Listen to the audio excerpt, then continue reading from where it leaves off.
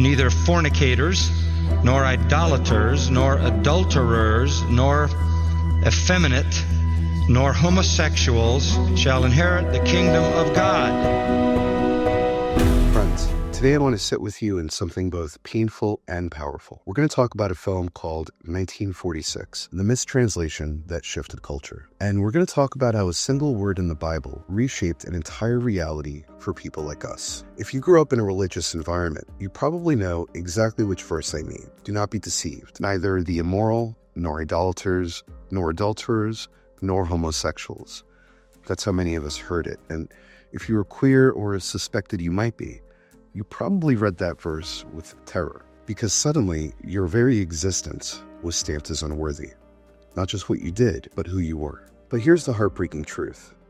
That word homosexual wasn't in the Bible until 1946. And when I first learned that, I had to sit down, because I realized how much pain, how much shame, how much confusion I had carried in my body because of a single translation choice. The researchers in the film, Kathy Baldock and Ed Oxford, dug into the archives at Yale to trace the origin of the word. They found that the Revised Standard Version, the RSV, was the first English Bible to insert homosexual into 1 Corinthians 6:9. Before 1946, translators used different words to render the Greek. Some versions said effeminate. Some said sodomite. Some said abusers of themselves with mankind. Each of those carries baggage, yes, but none of them were the same as the modern category of homosexuality. None of them equated to a person's orientation or identity. The original Greek words Paul used were Malakoi and Arsenokoitai. Let's pause there because this matters. Malakoi literally means soft.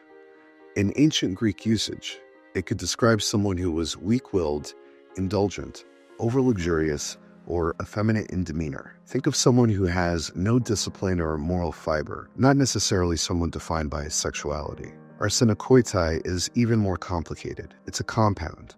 Arsen meaning male, koitai meaning bed. Scholars have debated for centuries what it means.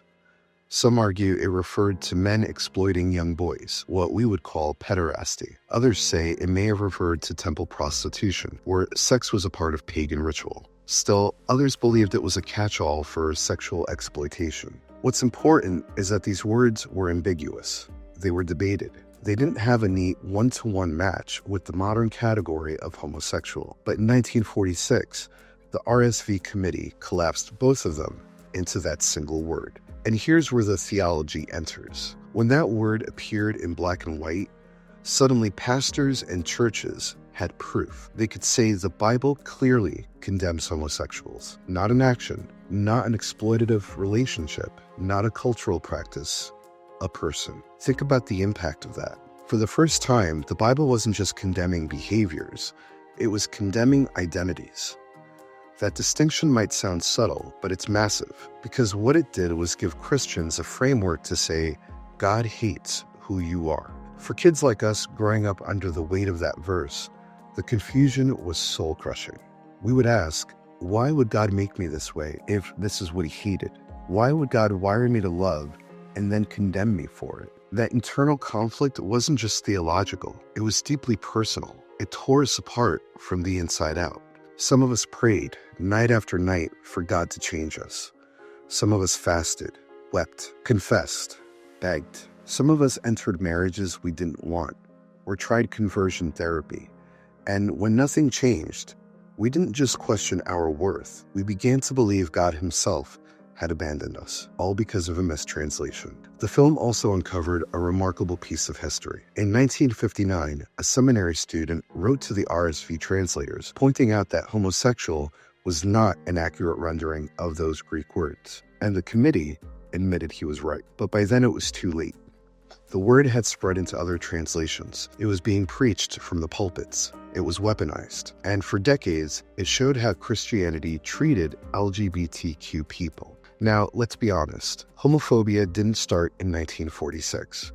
Prejudice existed long before. But what this translation did was cement it. It gave leaders a verse they could point to with absolute certainty. A verse they could use to shame children, to split families, to justify excommunication. And that is why this matters so much. Because for so many of us, This verse was one that haunted us, the one that made us hate ourselves, the one that made us believe that God hated us too. So what do we do with this knowledge?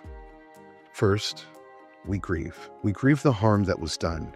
We grieve the children who cried themselves to sleep. We grieve the families that were torn apart. We grieve the faith that was twisted into fear. But then we reclaim hope. Because what this film shows us is that the shame we carried was never God's voice. It was the voice of human translators, making human choices. And if human choices created this pain, then human choices can also undo it. This isn't just about proving a point in theology. This is about healing. It's about realizing you are not condemned. It's about remembering that your existence is not a mistake. It's about believing that love, in all its forms, can be sacred. For those of us who are told our very being was an abomination, this is life-changing. It means we can finally put down a weight that was never ours to carry. We can stop asking why God made us this way, because the truth is, He did, and He called it good. So if you've wrestled with this verse, if you've begged God to make you different, if you've believed your life was cursed, let me say this to you now, with all the compassion in my heart. You were never the problem. The mistranslation was. You are beloved. You are worthy. You are not alone. And the God who is love does not condemn you. He delights in you. Friends, language has power. One mistranslated word in 1946 was enough to shape culture, theology, and even the way many of us saw ourselves. But here's the truth. No single word has the authority to define your worth. Your story, your light, and your truth carry a power that is far greater. That's the power that heals. That's the power that transforms. With this new understanding, we can lay down the crushing weight of shame that never belonged to us in the first place. We can rise from the rubbles of false teachings and step forward with a renewed sense of self, whole, worthy, radiant, and in right relationship with the source of all love. So make peace with your story, not because it was easy or fair, but because it's yours. Sacred, unrepeatable, and filled with the possibility of new beginnings. Step boldly into your light, because when you do, your healing becomes a spark for someone else. Your courage becomes a beacon, and your transformation whispers to the next soul, you can rise too. My name is Aiden Phoenix, and this has been Light Beyond the Scars. Thank you for listening, for leaning in, and for walking this journey with me. If Season 1 has taught us anything, it's this: scars are not the end.